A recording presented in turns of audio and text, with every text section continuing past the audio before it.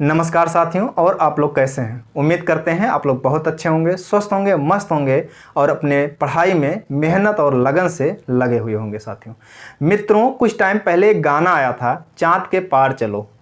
आज उस चाँद के पार चलो का जो कहना था वो आज हमारे चंद्रयान 3 ने चरितार्थ कर दिया उसको, और भारत को चाँद के पार पहुंचा दिया, यानी कि उस जगह पे पहुंचा दिया जहां पर आज तक दुनिया का कोई भी देश नहीं पहुंच पाया है।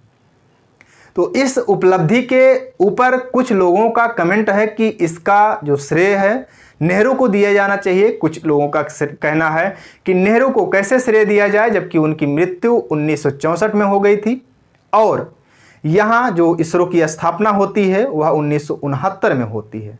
तो नेहरू को कैसे श्रेय दिया जाए, इन सारी बातों पर हम लोग आज जो चर्चा है वो करेंगे और इन पर सारे डाउट पर हम विराम भी लगाएंगे। लेकिन साथियों, अब हम वीडियो स्टार्ट करें उसके पहले आपसे एक छोटा सा रिक्वेस्ट है कि आप अभी भी ज्ञानालय चैनल को अगर सब्सक्राइब नहीं किए हैं तो ज्ञानालय चैनल को सब्सक्राइब कर लीजिए, क्योंकि यहाँ पर हर चर्चित मुद्दे पर आपको वीडियो दिया जाता है। उसके साथ ही साथ जो बहुत बढ़िया और महत्वपूर्ण जो आपके लायक वैकेंसी होती हैं उन सभी वैकेंसियों पर हम यहाँ पर एक वीडियो बनाते हैं और वीडियो आप तक पहुँचाने का प्रयास करते हैं। वो वीडियो आप तक पहुँचे उसके लिए आपको बेल आइकन को भी प्रेस करना होगा, इसको सब्सक्राइब करने के बाद में। तो चलिए आज हम स्टार्ट करते हैं आज का अपना ये सेशन। साथियों मित्रों, चंद्रयान 3 जो लॉन्च हुआ यह 14 जुलाई 2023 को दोपहर को 2:35 पे लॉन्च किया गया था। यह लॉन्च जो किया गया इसरो के द्वारा लॉन्च किया गया, श्रीहरिकोटा से लॉन्च किया गया था। इसमें रॉकेट का जो उपयोग किया गया LBM-3 EM-4 रॉकेट का उपयोग किया गया। इस रॉकेट में जो इंजन लगाया गया था वो क्रायोजेनिक इंजन था, इसका नाम था CE-20। अब यहाँ पे साथियों एक चीज ध्यान दीजिएगा, LBM-3 जो ये रॉकेट है यह इसका पहले का जो नाम है GSLV-MK3, इसी का ही वर्तमान में परिवर्तित करके नाम जो है LBM-3 कर दिया गया है। अब यहाँ पे अगर हम लोग देखें कि यह लॉन्च जब हो गया, लॉन्च होने के बाद अब यह लैंड कब करता है, तो यह लैंड करता है चंद्रमा की सतह पर 23 अगस्त 2023 को शाम को 6:04 पर। कहां पे लैंड करता है? चंद्रमा की दक्षिणी ध्रुवीय प्रदेश में 70 डिग्री अक्षांश पर। दोस्तों हमारे प्रधानमंत्री जो हैं कि नरेंद्र मोदी महोदय, ये हमेशा कुछ चर्चाओं में इस वजह से भी बने रहते हैं कि ये यात्रा के लिए बहुत ज़्यादा जो है, ये एक तरह से कहा जाए कि बहुत ज़्यादा यात्रा करने वाले प्रधानमंत्री हैं। तो एक महज संयोग कहें या जो कुछ भी कहना हो कह सकते हैं कि जब यह चंद्रयान लॉन्च हुआ उस टाइम पर भी हमारे प्रधानमंत्री महोदय फ्रांस की यात्रा पर थे, और जब यह चंद्रमा की सतह पर लैंड किया उस टाइम पर भी हमारे प्रधानमंत्री महोदय ये दक्षिण अफ्रीका की यात्रा पर थे ब्रिक्स सम्मेलन में भाग लेने के लिए। तो ये पॉइंट आप याद रखिएगा, हो सकता है कि आपसे एग्जाम में पूछ लिया जाए कि जब लॉन्च हुआ तब प्रधानमंत्री महोदय कहाँ थे, या जब लैंड किया तब प्रधानमंत्री महोदय कहाँ थे, किस सम्मेलन में भाग लेने के लिए गए हुए थे। तो इसको आप याद रखिएगा। अब यहाँ पे अगर बात करें हम लोग कि इसका थीम क्या था, चंद्रयान 3 का थीम था साइंस ऑफ द मून, और इसके वजन की बात करें तो 2900 किलोग्राम कुल वजन था। अगर इसके खर्चे की बात करें तो 615 करोड़ रुपया खर्चा आया था चंद्रयान 3 में, और 978 करोड़ खर्चा आया था चंद्रयान 2 में जो कि 2019 में लॉन्च किया गया था। 386 करोड़ खर्चा आया था चंद्रयान 1 में जो कि 2008 को लॉन्च किया गया था। अब आपके मन में यहाँ पे बात ये आ रहा होगा कि 615 करोड़ रुपया खर्चा आया 3 में जो कि सफल रहा और 978 करोड़ रुपया खर्चा आया 2 में जो कि असफल रहा, तो ऐसे कैसे? यहाँ पे आपको दो चीज़ों को समझना होगा साथियों। जो ये चंद्रयान 3 है इसमें क्या क्या लगे हुए थे यहाँ पे अभी आपको समझ में आएगा। इन सब पर हम यहाँ पे अभी विस्तृत में चर्चा करते हैं। पहले हम इसके उद्देश्यों को समझ लेते हैं। इसका जो उद्देश्य है चंद्रयान 3 का, पहला उद्देश्य है चंद्रमा के दक्षिणी ध्रुवीय क्षेत्र में सुरक्षित और सॉफ्ट लैंडिंग करवाना। इसके बाद चंद्रमा की सतह पर रोवर के घूमने की क्षमता का प्रदर्शन करना, इसके अलावा वैज्ञानिक अवलोकनों का प्रदर्शन करना। जब यह चंद्रमा की सतह पर रोवर उतरेगा तो वहां पर वैज्ञानिक तरीके से जो कुछ भी चीजें हैं उनका अध्ययन करके वह क्या करेगा, उसका परीक्षण करेगा, उसका अवलोकन करेगा और उसके बाद वह पृथ्वी की सतह पर भेजेगा तो उसका अवलोकन यहाँ पर वैज्ञानिक करेंगे। तो इस तरह से उसका प्रदर्शन करना भी इसका उद्देश्य है। अगर बात करें चंद्रयान 3 में कितने मॉड्यूल्स हैं, तो इसमें साथियों 1 मॉड्यूल 2 और 3 यानी कि प्रोपल्सन और लैंडर और रोवर।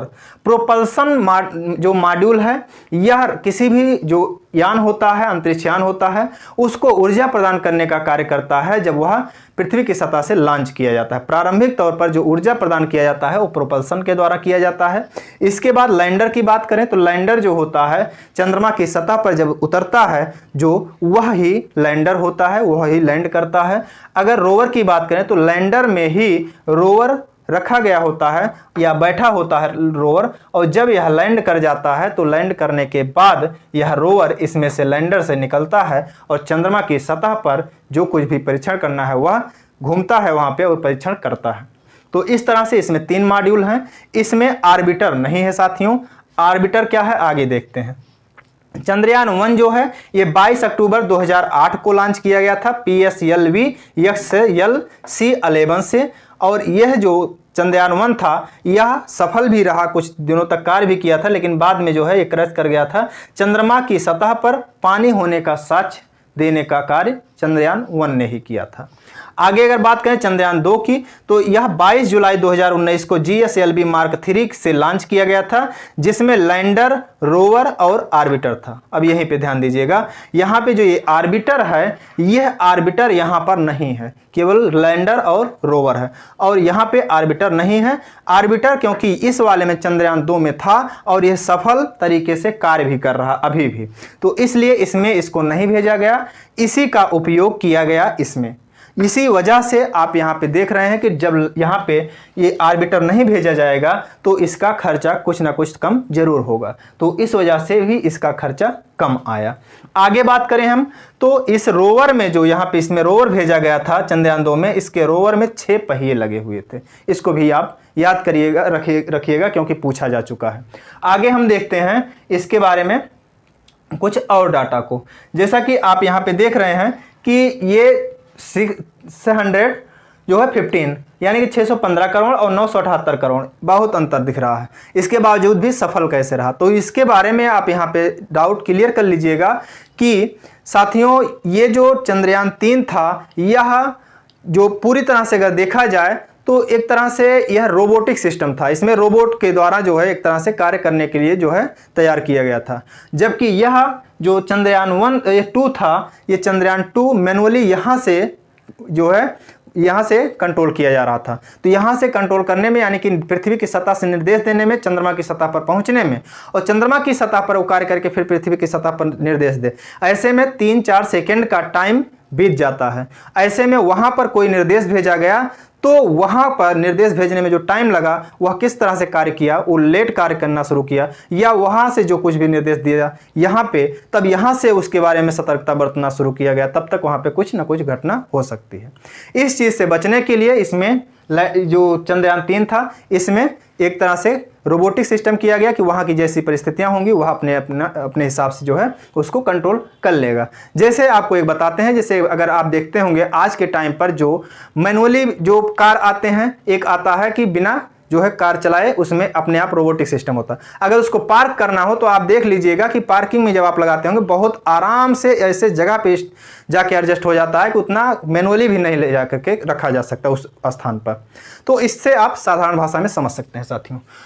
आगे हम बात करें अगर कि आज तक पृथ्वी चंद्रमा की सतह पर कितने लोग पहुंच पाए हैं, तो इसके बारे में यहाँ पे ध्यान दीजिएगा कि चंद्रमा की सतह पर पहुंचने वाला पहला अगर मानव रहित यान की बात करें तो वह लूना 2 था। यह सोवियत संघ के द्वारा 1966 में भेजा गया था। अगर मानव युक्त अंतरिक्ष यान की बात करें तो यह अपोलो 11 था। यह नासा के द्वारा भेजा गया था और यह 1969 में भेजा गया था।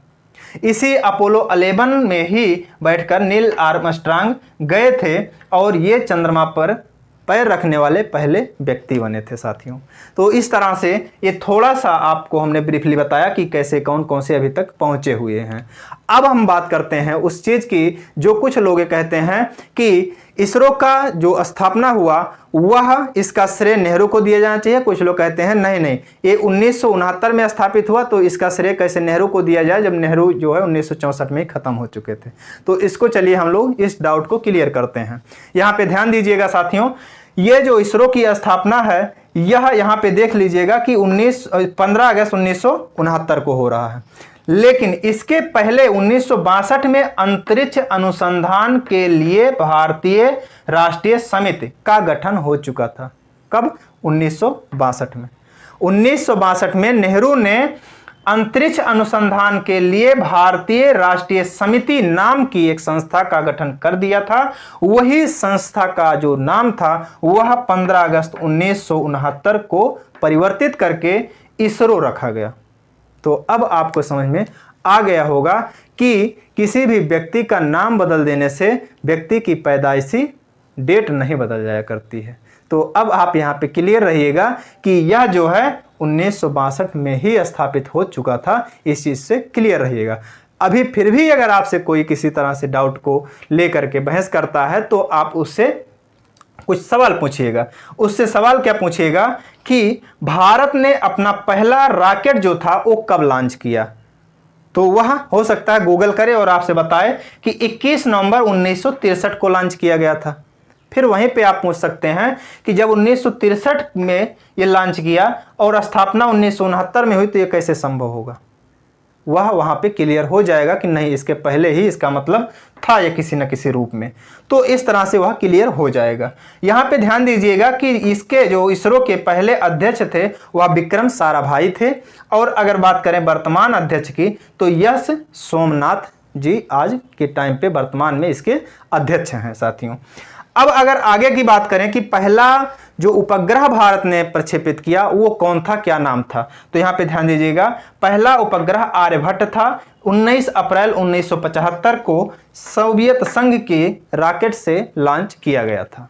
तो इस तरह से उम्मीद करते हैं कि जो भी डाटा हमने आपको देने का प्रयास किया, जो भी डाउट था उसको दूर करने का प्रयास किया, वो डाउट आपका दूर हुआ होगा। अगर अभी भी कोई डाउट है तो प्लीज़ कमेंट बॉक्स में कमेंट जरूर करिएगा और वीडियो को अपने दोस्तों तक शेयर करने का प्रयास जरूर करिएगा। अभी भी सब्सक्राइब नहीं किए हैं तो प्लीज़ चैनल को सब्सक्राइब कर लीजिए, क्योंकि आपको ऐसे इंपॉर्टेंट वीडियो मिलते रहते हैं। चलिए मिलते हैं किसी नेक्स्ट वीडियो में, तब तक के लिए साथियों आप हंसते रहिए, मुस्कुराते रहिए और मेहनत और लगन से अपने और अपने परिवार के लिए पढ़ते रहिए। जय हिंद।